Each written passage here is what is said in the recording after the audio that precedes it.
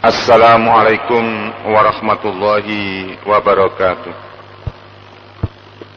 Alhamdulillahil qail wa innaka la'ala khuluqin azim.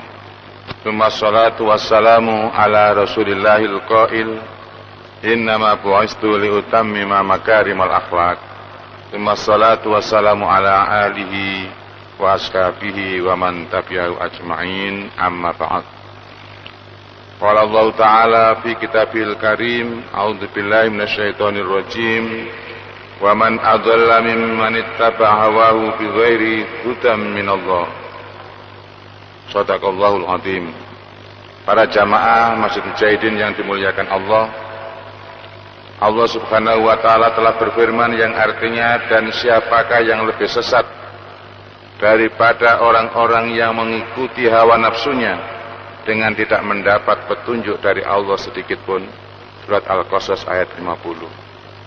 Ayat ini para jamaah menunjukkan kepada kita bahwa siapa yang tidak berpedoman kepada petunjuk Allah akan mendapatkan kesesatan. Saat ini negara kita ditimpa bencana berbagai macam, ya, dan di berbagai tempat. Memprihatinkan pada kita mencari sebab-sebab yang terjadi. Tentu saja sebabnya adalah gejala-gejala alam, namun di balik itu ada gejala-gejala tanda kejauhan kita dengan Allah Subhanahu wa Ta'ala.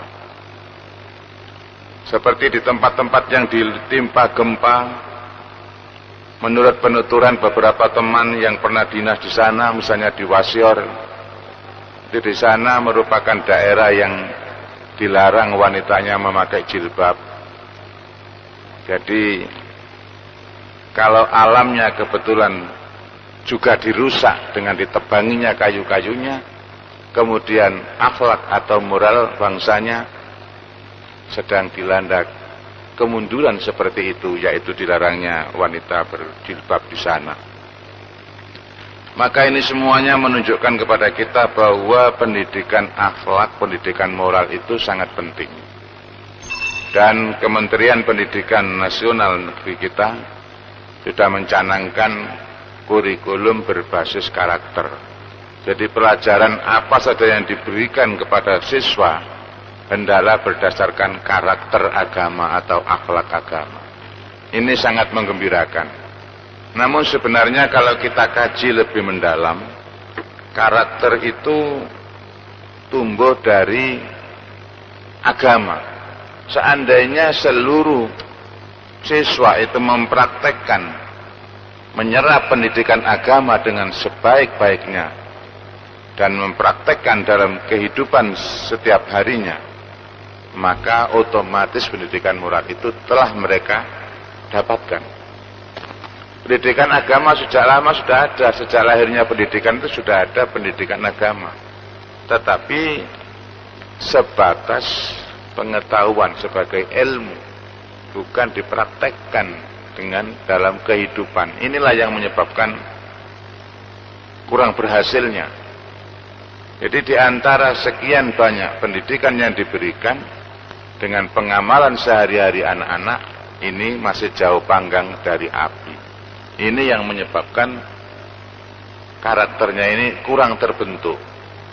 Maka sekarang ini Kementerian Pendidikan Nasional memberlakukan kurikulum berbasis karakter. Jadi semua mata pelajaran, terutama pelajaran-pelajaran pengetahuan umum, hendaklah didasari dengan karakter, sehingga dengan mendapatkan pendidikan seperti ini, karakter yang mengikutinya yang bagaimana.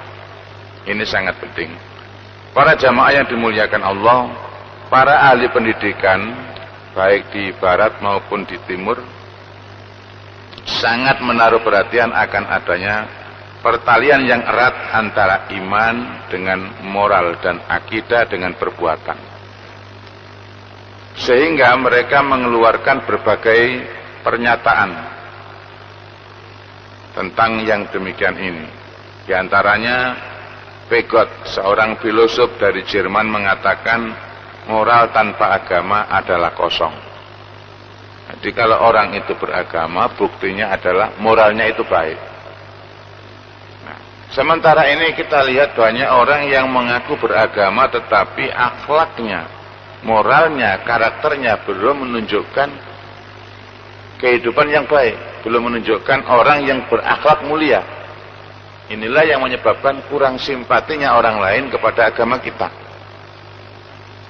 Menurut penuturan teman-teman yang ikut membantu bencana alam di daerah Yogyakarta, yaitu di sekitar Gunung Merapi, itu kalau sudah saat maghrib tiba, jadi saat waktunya orang-orang Islam melaksanakan sholat maghrib, itu mereka yang non-muslim itu menampilkan acara-acara hiburan yang menarik agar anak-anak itu tidak sholat dan diberikan hadiah-hadiah yang tidak kalah menariknya pula.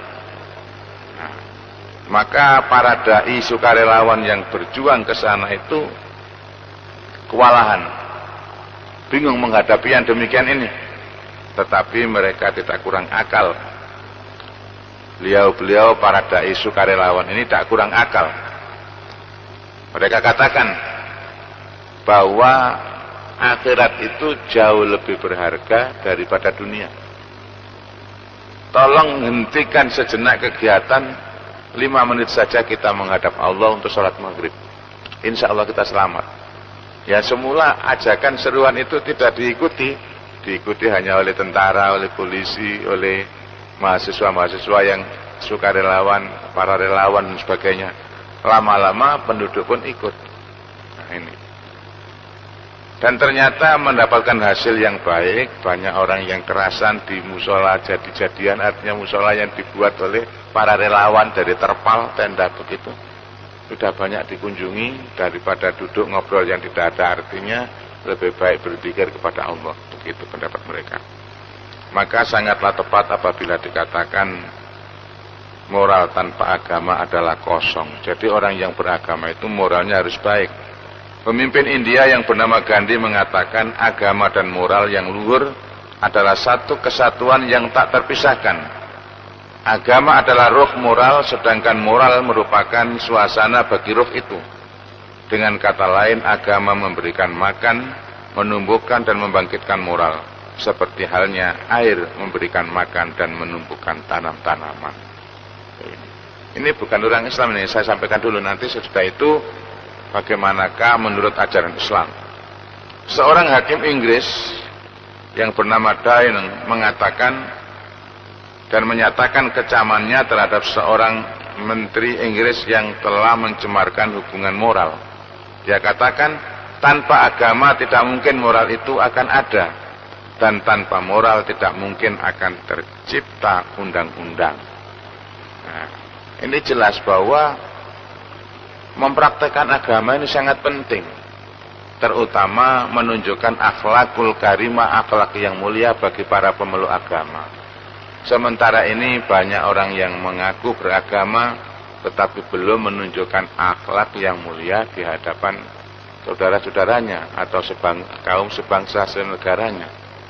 Sedangkan Rasul sendiri mengingatkan, barang siapa yang beriman kepada Allah dan hari akhir, hendaklah ia menghormati tetangga, hendaklah ia berkata yang baik atau diam, hendaklah ia menghormati tamu. Semua ini mengajarkan bahwa moral dan akhlak itu sangat dipentingkan. Kemudian Immanuel Kant, seorang filosof kenamaan, mengatakan moral itu tidak akan tercipta tanpa adanya 3 keyakinan, yaitu keyakinan adanya Tuhan, kekalnya roh, dan adanya perhitungan setelah mati. Nah, jadi orang-orang yang non-muslim pun mengakui pentingnya moral itu. Dan bagaimana dengan ajaran Islam? At-Tirmidzi meriwayatkan dari Ayyub bin Musa, dari ayahnya, dari kakeknya, bahwa Rasulullah Shallallahu Alaihi Wasallam bersabda, "Mana kala walidun waladan min nukhlin afdala min adabin hasanin." Tidak ada suatu pemberian yang diberikan oleh seorang ayah kepada anaknya yang lebih utama daripada pemberian budi pekerti yang baik. Ini jadi Di sini menunjukkan peran orang tua. Orang tua itu sangat penting di dalam mendidik anak-anak. Kebanyakan kita ini kalau sudah merasa orang tua, kan merasa sudah, wah saya ini sudah pinter begitu ya, tidak perlu lagi belajar. Sehingga anaknya tidak diberi pendidikan yang baik atau contoh yang mulia. Seringkali anak-anak, terutama anak-anak di masa kanak-kanak dan sekolah dasar, itu gampang sekali meniru apa-apa yang dilakukan oleh orang dewasa. Nah ini kita harus memperhatikan. Di sini perlu diberikan contoh-contoh yang baik dari kedua orang tuanya. Sehingga apa yang dilakukan itu apabila baik, maka insya Allah mereka itu meniru dengan baik. Kalau yang kita lakukan itu jelek, ya tentu saja mereka akan meniru kejelekan itu. Seperti seorang ayah menyuruh anaknya membeli minuman keras. Walaupun tidak minum, tapi menyuruh membeli itu sudah sama dengan melatih itu. Menyuruh anaknya memberi nomor tombokan ya. Sering kan orang tua begitu. Atau menyuruh anaknya membeli rokok dan sebagainya. Ini secara tidak sengaja kita itu mengajari anak-anak merokok, padahal di sekolah dilarang merokok. Kalau dulu anak-anak pelajar yang memakai seragam duduk di mobil umum, kendaraan umum, dipersilakan duduk, dihormati oleh orang-orang lain. Sekarang tidak. Kenapa? Karena yang pelajar sendiri itu tidak menghormati orang lain. Buktinya memakai seragam sekolah, berani merokok di kendaraan umum. Bahkan pernah saya lihat itu seorang anak pelajar memakai seragam, ikut mobilnya tentara, nunut maksudnya itu, merokok. Nah ini, karena melihat bapak-bapak di situ banyak yang merokok, ikut merokok. Nah ini kan serba salah. Tentara mau mengingatkan tentaranya sendiri ya banyak yang merokok, tidak mengingatkan anak kecil itu tidak pantas merokok. Ini menunjukkan bahwa peran orang tua dan orang dewasa dalam pendidikan ini sangat penting. Sekalipun Kementerian Pendidikan ya, menterinya yang berbasis agama dan memang seorang dai juga, menteri kita itu, menteri pendidikan, menghimbau demikian dan mewajibkan demikian. Kalau tidak didukung oleh aparat yang lain, tidak didukung oleh masyarakat dan para pengelola pendidikan, maka seruan dan himbauan serta perintah yang demikian itu bisa-bisa tidak berarti. Ibnu Majah meriwayatkan dari Ibnu Abbas bahwa Rasulullah bersabda, akrimu auladakum wa aksinu adabahum. Muliakanlah anak-anak kalian dan didiklah mereka dengan budi pekerti yang baik. Kadang-kadang kita ini tidak sadar berbicara kasar di depan anak-anak. Itu sama dengan mengajari mereka berkata kasar. Makanya kalau ada anak-anak yang berkata kasar, itu jangan disalahkan anaknya dulu, ditanya dulu bagaimana lingkungan. Kita selidiki bagaimana rumahnya, bagaimana orang tuanya, bagaimana lingkungan di sekitarnya. Seringkali orang tua dan lingkungan itu mempengaruhi bagaimana atau sepak terjang dan apa yang dilakukan oleh anak-anak. Nabi sudah jelas menganjurkan, muliakan anak-anakmu, perbaiki budi pekerti akhlak mereka. Jadi kesimpulannya kita itu tidak boleh berakhlak jelek di depan anak-anak. Kita berkata kasar, seringkali ditirukan. Bahkan seorang anak ya, taman kanak-kanak misalnya, mendengar gurunya marah, itu bisa menirukan di rumah persis kemarahan gurunya itu. Jadi dari dasar itu sudah dilatih bagaimana si anak-anak itu bisa hidup dengan baik, serasi, bergaul dengan temannya, tidak nakal. Tetapi cara mengajarnya itu dengan cara yang lembut dan halus. Makanya sebenarnya guru-guru yang berhasil membentuk karakter yang baik itu adalah diawali dari guru yang paling rendah. Bukan gurunya yang paling rendah, sekolah yang paling rendah, yaitu taman kanak-kanak dan sekolah dasar. Ini sangat penting. Makanya guru-guru taman kanak-kanak dan guru sekolah dasar itu karakternya harus lebih baik dari yang lain-lain. Kemudian disusul SMP, SMA. Nah, SMA dan perguruan tinggi itu sudah merasa bebas anak-anak itu menentukan pilihan mereka. Artinya sudah sulit untuk dikendalikan. Tapi kalau masih taman kanak-kanak dan SD itu bisa dikendalikan dengan baik. Seperti halnya sebuah pohon. Kalau pohon itu masih muda lalu bengkok, bisa diluruskan. Ada cacatnya begitu diluruskan. Tapi kalau sudah tua, terus bengkok, kaku, tidak bisa lagi diluruskan. Di dalam sebuah hadis, Abdul Razak, Sa'id bin Mansur dan lainnya meriwayatkan dari Ali radhiyallahu an, "Allimu auladakumul khaira wa adibuhum." Ajarkanlah kebaikan kepada anak-anak kamu dan keluarga kamu, dan didiklah mereka dengan budi pekerti yang baik. Jadi contoh orang tua, berikan, ajarkan kebaikan kepada mereka, dan didiklah mereka dengan budi pekerti yang mulia dan akhlak yang mulia. Tentu saja tidak cukup hanya dengan pendidikan, tapi dilengkapi dengan doa. Ini sangat penting.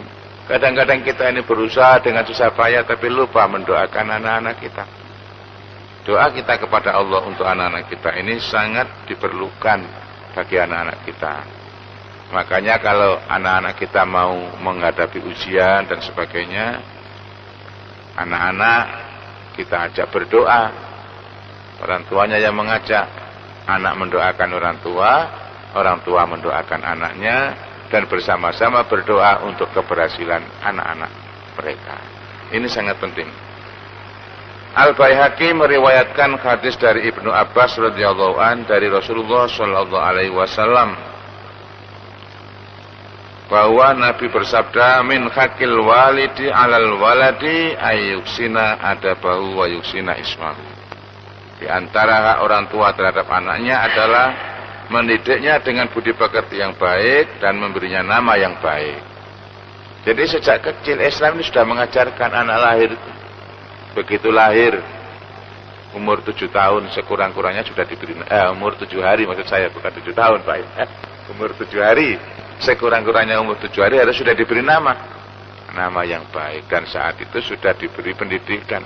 Sejak dalam kandungan ibunya disarankan untuk banyak-banyak beribadah, membaca Al-Quran, melaksanakan ibadah-ibadah sunnah, dan lain-lain, sambil mendoakan kepada Allah agar anak yang dilahirkan nanti menjadi anak yang soleh atau solihah. Ini suatu pendidikan awal. Jadi jangan anak itu orang tuanya hamil malah joget-joget terus ya. Lagu-lagu yang merusak moral ditampilkan, ini jangan. Tapi perbanyaklah ibadah kepada Allah, mendengarkan kalam-kalam Allah ya, ayat-ayat Al-Quran dibacakan atau didengarkan, walaupun anak itu belum mendengarkan sama sekali, tetapi sentuhan rohani yang demikian ini sangat diperlukan. Dari Ibnu Hibban meriwayatkan dari Anas radhiyallahu an dari Nabi sallallahu alaihi wasallam, beliau bersabda yang artinya seorang anak itu diakikoi pada hari ke-7 dari kelahirannya, diberi nama dan dihilangkan penyakitnya dengan mencukur rambutnya. Jadi dicukur rambutnya itu sama dengan menghilangkan kepalanya, menghilangkan sakit, bukan kepalanya yang dihilangkan, menghilangkan rambut di kepalanya artinya menghilangkan sakit pada seluruh tubuhnya. Karena kepala itu pusat seluruh saraf ya. Jika sudah menginjak usia 6 tahun maka ia diberi pendidikan. Jika sudah menginjak usia 9 tahun ia dipisahkan tempat tidurnya. Jika sudah menginjak usia 13 tahun maka ia dipukul bila tidak mau melakukan sholat 5 waktu dan puasa Ramadan. Pada hadis lain disebutkan 10. Ini hadis yang riwayat Ibnu Hibban ini 13. Jadi antara 10-13 ini sudah haruslah diperketat pendidikan agamanya. Dan jika telah menginjak usia 16 tahun maka ayahnya menikahkannya, lalu mendekatkan anaknya itu dengan tangannya dan berkata kepadanya, Aku telah mendidikmu, mengajarmu, dan menikahkan kamu. Aku berlindung kepada Allah dari fitnah yang disebabkan karena kamu, dan dari adab yang disebabkan oleh kamu juga. Jadi artinya bukan kok kalau umur 16 lalu dikawinkan ya dinikah, tidak. Tetapi maksudnya kalau sudah umur 16 itu sudah diperhatikan kematangan berpikir dan kematangan seksualnya, ini sudah diperhatikan oleh orang tua. Jadi dulu zaman Nabi sudah mulai dinikahkan. Nah sekarang ini banyak anak yang belum menikah itu sudah berhubungan dulu dengan lawan jenisnya. Coba itu dilihat, pernah didata itu di antara mahasiswa sekian banyak itu yang sudah pernah mengalami hubungan badan dengan lain jenis itu berapa persen banyaknya? Cukup banyak. Di Yogyakarta dan di Surabaya waktu itu yang diadakan, yang diteliti oleh seorang peneliti, menunjukkan angka yang cukup mengkhawatirkan. Ini sangat berbahaya.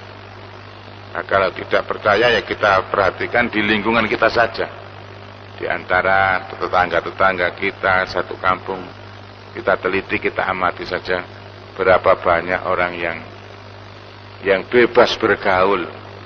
Apalagi kalau sudah lamaran, di kota ini dianggap kalau sudah lamaran sudah dianggap bersuami istri, padahal belum. Sebelum akad nikah itu belum. Jadi tidak boleh bepergian berduaan. Tetangga-tetangganya berkatakan tidak apa-apa, wong sudah lamaran kok. Nah, ini tidak boleh, sebenarnya harus kita hindarkan yang demikian ini. Sebelum akad nikah dilaksanakan, sebenarnya itu tidak boleh kita bepergian bersama tanpa disertai muhrim. Berdasarkan hadis-hadis mengenai pendidikan ini dapat disimpulkan bahwa para pendidik, terutama ayah dan ibu, mempunyai tanggung jawab yang sangat besar dalam mendidik anak-anak dengan kebaikan dan dasar-dasar moral. Dalam bidang moral ini, tanggung jawab mereka sangat kompleks, berhubungan dengan segala hal yang menyangkut masalah perbaikan jiwa mereka, meluruskan kebincangan mereka, mengangkat mereka dari seluruh kehinaan dan pergaulan yang baik dengan orang-orang lain. Mereka bertanggung jawab untuk mendidik anak-anak sejak kecil, untuk berlaku benar, dapat dipercaya, istiqomah dalam keimanannya, mementingkan orang lain, menolong orang yang membutuhkan bantuan, menghargai orang yang lebih tua, menghormati tamu, berbuat baik kepada tetangga, dan mencintai orang lain. Ini sangat penting. Tapi sekarang apa ada yang demikian? Biasanya ada sesuatu yang melanda orang lain, dia bilang mana orang ada urus. Nah ini bahasa apa itu? Pokoknya tidak ngurus orang lain lah, yang penting ngurus keluarganya, ngurus dirinya sendiri. Ini tidak benar. Maka yang betul adalah bagaimana anak-anak kita itu kita latih untuk senang berbuat baik. Baik itu kepada tetangga, kepada siapa saja, mementingkan kepentingan bersama dibanding kepentingan dirinya sendiri. Para jamaah, saya persilakan, mungkin ada pertanyaan atau sumbang saran dan lain sebagainya. Mari saya mulai dari Pak Darno, silakan. Ya. Jadi gempa bumi dan sebagainya itu ada dua hal. Yang pertama merupakan gejala alam, artinya alam yang rusak atau apa karena kesalahan manusia.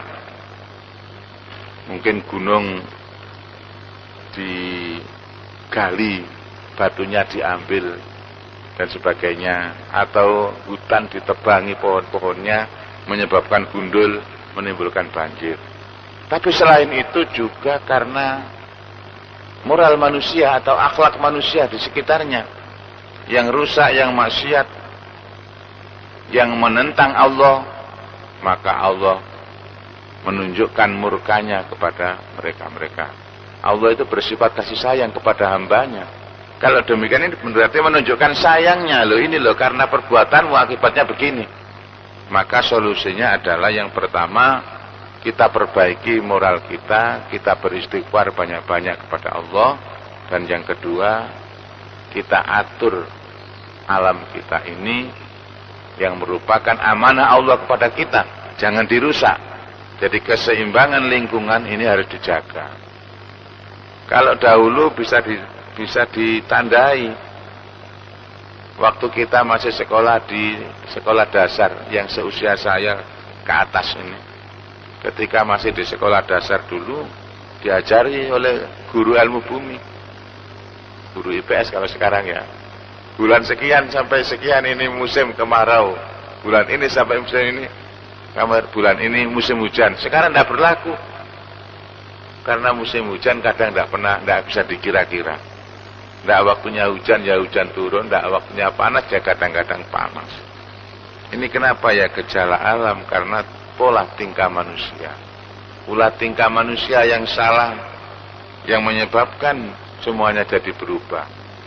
Dahulu orang yang tinggal di pinggir sungai hanya berbekal kail ya, dan umpan itu sudah bisa hidup untuk mencukupi keluarganya. Sekarang tidak bisa. Orang menjala ikan dulu sudah cukup, sekarang tidak cukup lagi. Kenapa? Karena di sisi lain ada orang yang mengambil ikan-ikan itu bersama anak-anaknya yang masih kecil pun ikut, karena ditoba, diracun atau dibom dan sebagainya, yang menyebabkan kerusakan lingkungan. Akhirnya bibit-bibitnya itu yang kecil-kecil ikut mati. Di belakang hari orang tidak kebagian. Coba yang tinggal rumahnya itu tinggal di pinggir pantai ya, pinggir Bengawan, seperti saya dan Pak Haji Dimyati itu, masa mudanya senang mancing itu. Karena apa? Mancing saja sudah dapat ikan banyak, sekarang berjam-jam mungkin belum dapat. Nah itu. Mari silakan yang lain. Mungkin Pak Agus ya, silakan. Makasih Pak Agus. Jadi memang seharusnya guru itu mengajarkan kejujuran pada dirinya sendiri, lalu pada muridnya. Jadi kata Rasulullah, ibda binafsik, mulailah dengan dirimu sendiri, summa biman ta'ulu, kemudian kepada orang yang di bawah kepemimpinanmu. Guru yang mendidik dirinya jadi jujur, lalu jujuran itu disampaikan, ditularkan kepada murid-muridnya. Nah, begitu. Nah, dengan adanya sertifikasi, menurut pengamatan Pak Agus yang memang pengamat pendidikan ini ya, banyak yang bersertifikasi itu menggunakan data-data yang kurang valid atau memalsukan data dan sebagainya demi untuk mendapatkan sertifikat. Ini tidak jujur kan, begitu toh? Ya. Memang seharusnya tidak usah terjadi begitu itu. Dan kalau bisa sertifikasi itu oleh pemerintah dipermudah. Guru itu sudah berijazah guru, sudah mengajar masa kerja sekian tahun, kenapa direpot-repot dengan harus mengumpulkan ini, mengumpulkan itu dan sebagainya. Itu saja sebenarnya kan sudah berhak.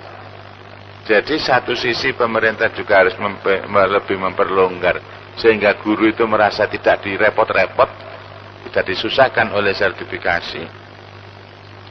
Pemerintah juga enak memberikan fasilitas yang begitu baik, sehingga terasa itu jerih payahnya itu terasa. Enak jadi guru sekarang, dapat sertifikasi, dapat begini dan begitu.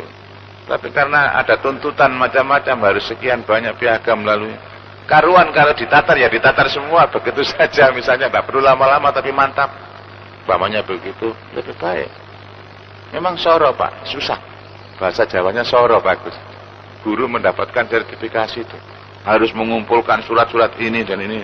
Padahal dia itu datang mengajar, mendapat surat keputusan dari pemerintah atau dari yayasan, didasari dengan ijazah yang sesuai, kan sudah sah itu. Dan pengalaman mengajar minimal sekian tahun, sudah sah mendapat. Tetapi kenyataannya harus begini dan begitu. Akhir-akhir ini banyak yang harus diikutkan penataran sekian hari, dan itu tidak di sini tempatnya. Ya semuanya itu tidak tahulah apakah memang dipersulit ataukah bagaimana. Sedangkan Rasul mengingatkan, yasir wala tu'asir, permudah, jangan dipersulit segala persoalan. Apalagi untuk guru. Guru itu gajinya berapa? Ya akhir-akhir ini sajalah mendapatkan perhatian dari pemerintah ya. Dulu-dulunya itu dapat dilihat itu guru-guru yang kuno yang lama-lama itu tanya berapa gajinya. Kadang-kadang tidak imbang dengan susahnya mendidik anak-anak. Tapi mereka itu ikhlas. Hasilnya juga baik. Sekarang ini guru-guru muda sudah merasakan enaknya, tidak merasakan sengsaranya. Bapak-bapak yang sudah tua ini waktu merasakan itu. Ya. Sekarang tidak, sudah merasakan, tinggal merasakan enaknya. Nah, makanya keberhasilanlah yang kita harapkan. Jangan sampai tambah enak kok tambah gak berhasil. Nah, ini nanti tidak signifikan Pak dengan honor yang diberikan atau tunjangan yang diberikan oleh pemerintah kepada guru-guru. Dan ini merata, bukan hanya guru negeri saja yang mendapat, guru swasta pun mendapat, asalkan sudah memenuhi syarat. Nah, syaratnya ini lebih baik ya diberingan, asalkan tidak palsu. Jadi misalnya ijazahnya ya ditunjukkan aslinya atau bagaimana, pokoknya dengan cara yang ringan, mudah, tidak sulit begitu. Terima kasih Bagus. Mungkin yang lain, silakan Bapak. Mungkin ada pertanyaan, monggo. Iya. Ya, terima kasih Bapak. Jadi memang betul, lingkungan itu sangat menunjang. Lingkungan itu menyebabkan bermacam-macam. Nah, Bapak katakan tadi sekarang ini akhlak sudah drop, sudah turun jauh. Karena apa? Sinetron yang ada di layar televisi juga tidak ada sinetron yang baik, yang diajarkan, yang disampilkan cuma perselingkuhan dan sebagainya. Ya, memang itu sangat berpengaruh. Kemudian pikiran anak-anak itu hanya 3 perkara. Bisa main olahraga yang disenangi, bisa naik kendaraan yang bagus, baik roda 2 maupun roda 4, terus menikmati musik yang bukan musik yang halus seperti zaman-zaman dulu, tapi musik yang itu. Nah, ini semuanya merusak. Memang betul Bapak. Jadi kita harus merubah secara keseluruhan ini, secara total, mulai dari atas ke bawah. Jadi bagi para penyelenggara TV ya, baik pemerintah maupun swasta, harus mengatur siaran yang disiarkan ini berguna apa tidak bagi masyarakat.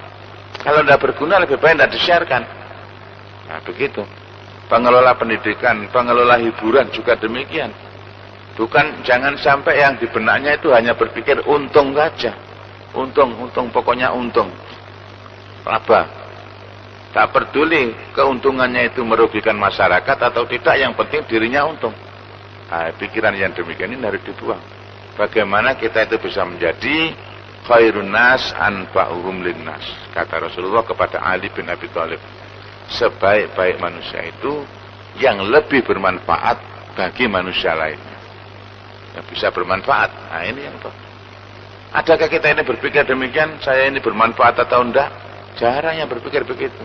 Yang penting oleh duit, kayak tak numpak motor, sepeda motor apik, ngerungono musik, iso main basket, main voli, apalah kegemarannya, olahraga. Nah, itu. Jadi apapun yang kita lakukan hendaknya berbasis Islam, berbasis agama, berbasis moral, berbasis akhlak yang mulia. Itu Pak yang kita harapkan. Jadi biarlah yang sudah terlanjur hancur, kita jangan ikut lebur di dalamnya, tapi kita tetap tegak berdiri bagaikan batu karang di tengah samudra, tak goyang oleh hempasan ombak ataupun terpaan angin yang kencang. Nah, begitu. Kita kokoh, teguh, tetap. Waktunya sholat, kita sholat. Kita ajari anak-anak kita. Mungkin dengan cara memaksa dan sebagainya, karena memang lingkungan sudah demikian. Dan kita nasihati bahayanya apa. Dan cerita-cerita sejarah tentang kehancuran masa silam karena apa, dan kejayaannya juga karena apa. Ini kita tampilkan di hadapan anak-anak. Masih ada? Dari sisi sebelah utara, monggo. Ada Pak? Cukup? Bagaimana Bagus? Cukup Bapak? Mari kita akhiri dengan doa kafaratul majlis. Bismillahirrahmanirrahim. Alhamdulillahirabbil alamin. Allahumma shalli ala Muhammad wa ala ali Muhammad. Subhanaka Allahumma wa bihamdika nasyhadu an la ilaha illa anta nastaghfiruka wa natubu ilaik. Rabbana atina fid dunya hasanah wa fil akhirati hasanah wa qina adzabannar. Wa subhana rabbika rabbil izzati amma yasifun. Wa salamun alal mursalin walhamdulillahi rabbil alamin. Wassalamualaikum warahmatullahi wabarakatuh.